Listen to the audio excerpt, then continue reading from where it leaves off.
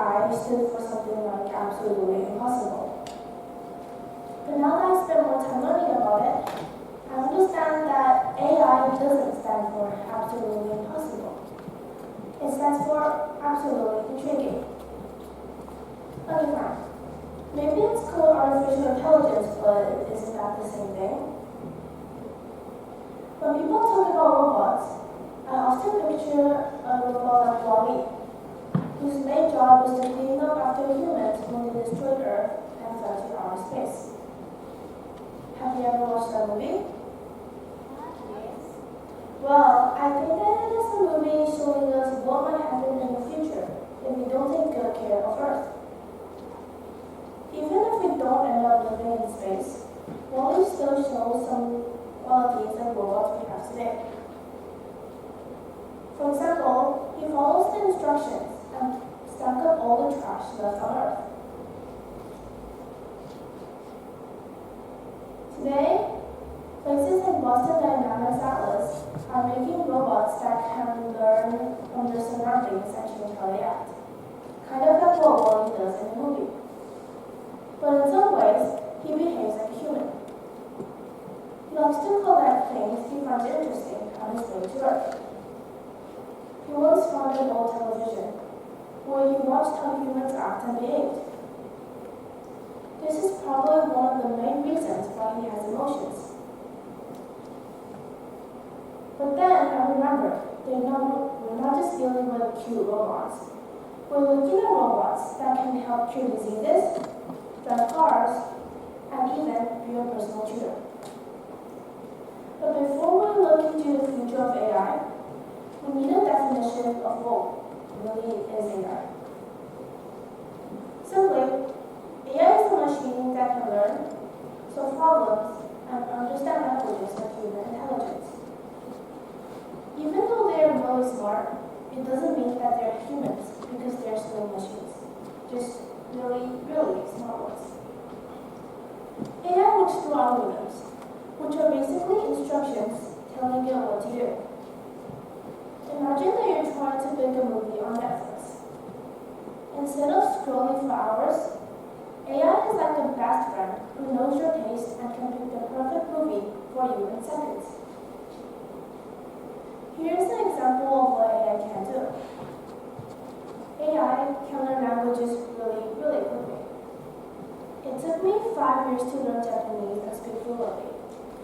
The AI will only need seconds to do what I did in 5 years. In the future, maybe we won't even need to learn a language anymore. We can get inserted into our brain and we will naturally know it. Projects like Elon Musk's Neuralink are looking at ways to connect the human brain to computers. In the future, maybe we will be able to learn languages almost instantly. Now let's look at where everything started. Our story begins on World War II, where the world was lost in battles of brains as much as it was in battles of bombs and soldiers. The Germans created a super secret code machine called the Enigma, which can scramble their military messages. But these codes were so complicated that even the brightest minds of the time couldn't figure them out. Alan Turing, a British mathematician and codebreaker, didn't just try to crack the code. He created a machine to do it for him. Yes, a machine. And no, it's not the kind of machine you would find in your grandma's kitchen. Turing created what would become one of the first computers, the Turing bomb.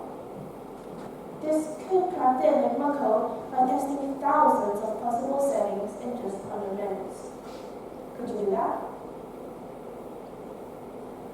Imagine trying to solve a 1,000-piece jigsaw puzzle in your mind under 3 minutes. Impossible, right? But for Turing's machine, it was no big deal.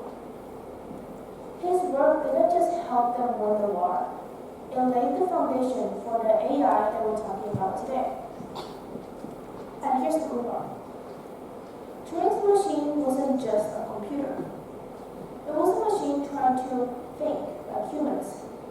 Not a bad start, huh? Now want to talk about a story where AI robots could have really helped. My parents and I moved to Japan 6 years ago. Well, my grandparents stayed in our home country. This caused some problems, especially because my grandfather had allergic asthma. One night, he had an asthma attack and almost lost his life. He texted my mom at midnight. Maybe God helped him, because my mom wouldn't usually wake up at 4 a.m. and look at her phone for no reason. Then she immediately contacted people there and they took my grandfather to the hospital. My mom really wished that there was an AI robot that can take care of them when she isn't there. The robot can clean the house, buy groceries, and even call emergency services when needed. Even though AI is helping our lives a lot, it still has flaws.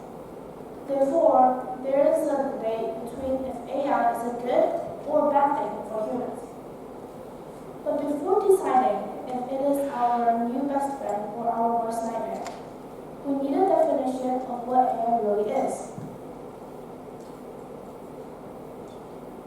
AI is helping scientists and doctors in medical research.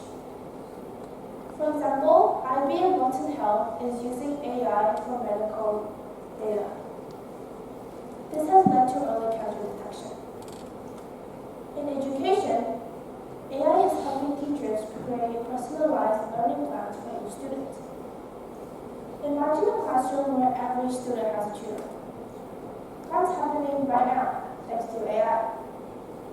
AI can understand students' learning speed and progress, just like the teachers themselves.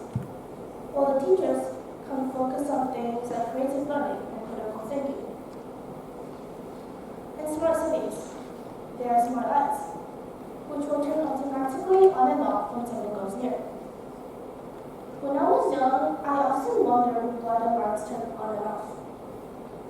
Now, there's also things like robot cleaners, which will clean roads and parks when it is less crowded. Self-driving cars are also getting developed and are getting used in some smart cities, like San Francisco and Los Angeles. AI is making our lives more convenient. Perhaps one day in the future, when you're really tired after work, you get home and you already have your favorite meal prepared for you. That is made by a robot chef. Let's not forget about the simple everyday conveniences that AI brings us.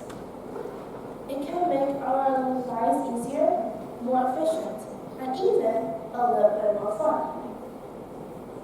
Now there's also another side to the AI coin. There's a fear that AI might replace human jobs. We've already seen the robots taking over jobs in industries like fast food. This has led to unemployment.